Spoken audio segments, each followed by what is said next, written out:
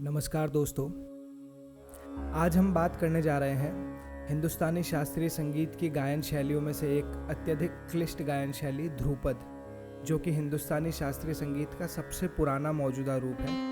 इसी गायन शैली के एक प्रख्यात भारतीय शास्त्रीय गायक थे उस्ताद जिया फरीदुद्दीन डागर।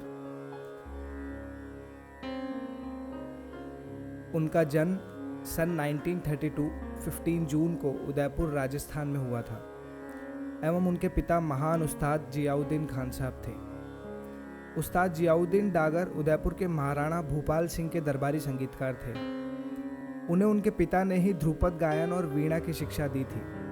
अपने पिता के निधन के बाद उन्होंने अपने बड़े भाई स्वर्गीय उस्ताद जिया मोहिउद्दीन डागर, जो कि 20वीं शताब्दी के अग्रणी रुद्र वीणा वादक थे, के तहत सीखना जारी रखा।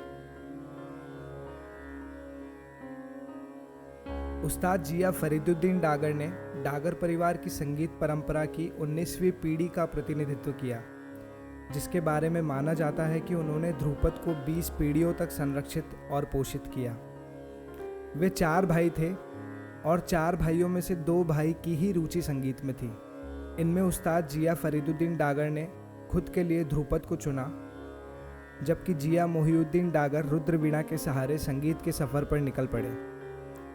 ध्रुपद साधक फरीदुद्दीन डागर आजीवन अविवाहित रहे, जबकि उनके बड़े भाई उस्ताद मोहिउद्दीन डागर विवाहित थे और उनके एक पुत्र रुद्र वीणा की साधना के द्वारा खानदान की परंपरा को आगे बढ़ा रहे हैं।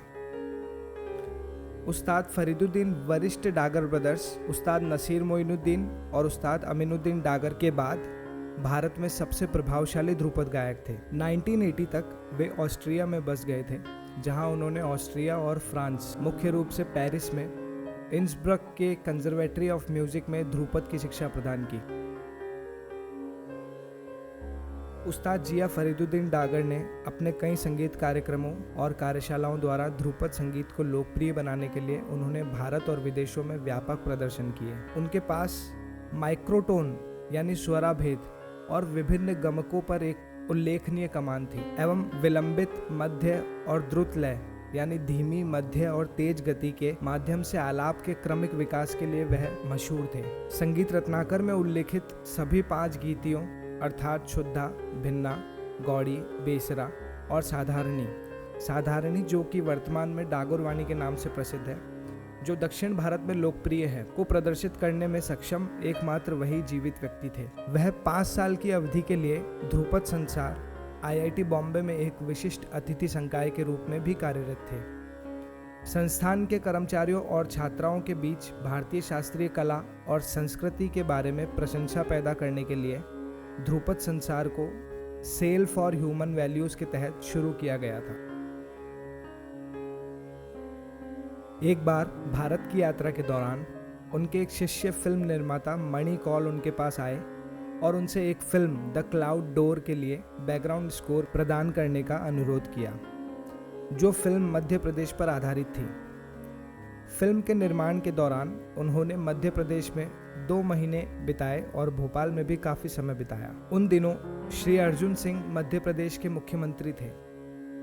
सांस्कृतिक विकास उनके जुनून में से एक था। उन्हीं की वजह से भोपाल में शानदार भारत भवन सांस्कृतिक केंद्र का निर्माण हुआ। उस समय मध्य प्रदेश में संस्कृति विभाग के सचिव श्री अशोक वाजपेयी थे। श्री वाजपेयी जी ने भोपाल में सरकार समर्थित ध्रुपद गुरुकुल शुरू करने की पेशकश की। तब उस्ताद फरीदुद्दीन डागर 2004 में भोपाल आए और इस गुरुकुल में गुरु के रूप में कार्यभार संभालने के लिए सहमत हुए। उन्होंने उस्ताद अलाउद्दीन खां संगीत अकेडमी भोपाल के तहत इस ध्रुपद केंद्र में गुंदेचा ब्रदर्स और उदय भावलकर जैसे छात्रों को 25 साल तक ध्रुपद की तालीम दी। साथ ही उन्होंने बड़ी संख्या में देश विदेश में कॉन्सर्ट किए और वर्कशॉप्स की। 1994 में संगीत नाटक अकेडमी पुरस्कार से वे सम्मानित किए गए। 2005 में उन्हें नॉर्थ अमेरिकन ध्रुपद एसोसिएशन द्वारा लाइफ टाइम अचीवमेंट अवार्ड प्रदान किया गया। मध्य प्रदेश सरकार द्वारा उन्हें तानसेन समारोह सम्मान दिया गया। भारत के चौथे सर्वोच्च नागरिक सम्मान पद्मश्री से उन्हें वर्ष 2012 में सम्मानित किया गया था, लेकिन उन्होंने यह कहते हुए इसे ठुकरा दिया कि सरकार ने उनकी वरिष्ठता की परवाह नहीं की क्योंकि उन्हें इसके लिए बहुत कम उम्र के ध्रुपद गायकों को सम्मानित करने के बाद चुना गया था। उनके छात्रों में ऋत्विक सान्याल, पुष्पराज कोष्टी, गुंदेचा ब्रदर्स, उदय भावलकर, सोमवाला सतले कुमार, मैरियन स्वैसेक, निर्माल्य डे और उनके भतीजे मोही बहाउद्दीन डागर शामिल हैं।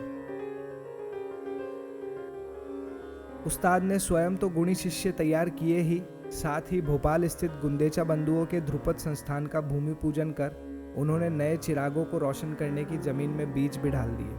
आज ध्रुपद संस्थान में देशी विदेशी शागिर्दों का गुलिस्ता महकने लगा है। उसकी जड़ें उस्ताद ने ही सींची है। बाबरी मस्जिद दंगों के समय उन्होंने पनवेल के पास पलास्पे में अपने भाई जिया मोहिउद्दीन डागर के गुरुकुल में रहने का फैसला किया।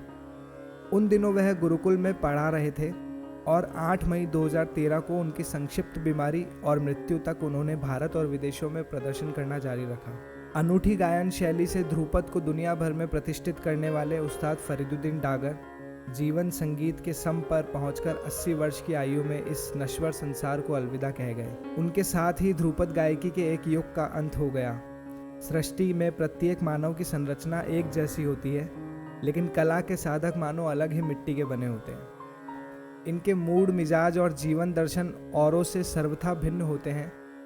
ऐसे ही सर्वथा भिन्न व्यक्तित्व के स्वामी थे उस्ताद जिया फरीदुद्दीन डागर। ध्रुपद का अर्थ है स्थिर पद। ध्रुपद गायन में उस्ताद का स्थान भी अडिग और स्थिर रहेगा। वे एक प्रकार के स्वयं ध्रुपद थे। जब तक ध्रुपद का अस्तित्व रहेगा, उस्ताद हमारे बीच, हमारे सुर, हमारे आलाप में जिंदा रहेंगे।